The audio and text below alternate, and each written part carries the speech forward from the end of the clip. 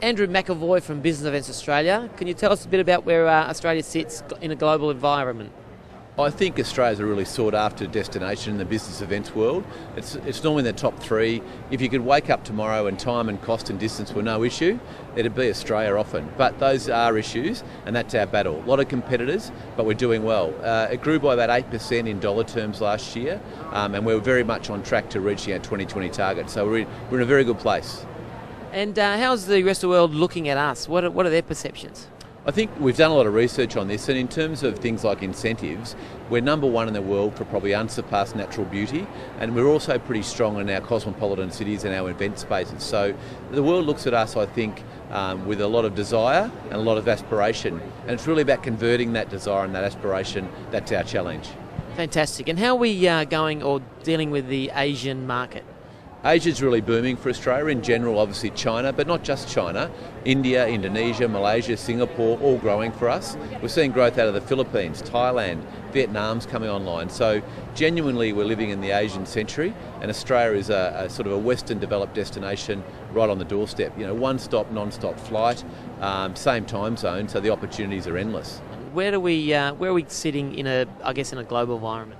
I think if you look at the ICA data, international meetings were about 16th, so we could do with some improvement there. But I just look at what's happening for our industry, and it's growing, the dollar value is growing, people are returning to profitability. So I think in world terms we're doing pretty well. There's a United Nations World Tourism Organisation survey that says we're number 42 in the world for arrivals, but we're number 8 in the world for total tourism receipts, and we're number 1 in the world in terms of spend per visitor. So that says to me that we're a high yield boutique destination that's doing pretty well.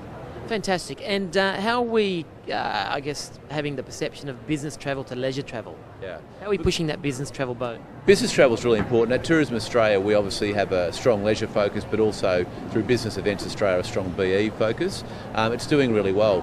When we set a target back in 2010, it was an $8.5 billion industry that we wanted to double in value. It's already reached $12.5 billion after about 3 years of the plan. So we're ahead of target, and we're well on our way to doubling the value by 2020. So it's something we really focus on.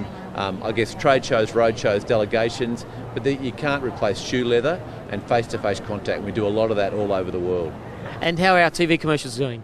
Very good. There's nothing like Australia launched in 2010, 25 countries, 17 languages. The ad alone's been downloaded more than 25 million times, so it's really well received. People have a voracious appetite for Australia. As I said, our job is to sell off the back of that. And why shouldn't they? Well, they should, absolutely. We're a great destination, we're worth travelling to. What we see with the meeting plan is when people come here, particularly incentive or corporate meeting travel, they go back pumped up, ready for business and really productive. So I think Australia is one of the great business event destinations in the world. We just need more people to come and try it out for themselves.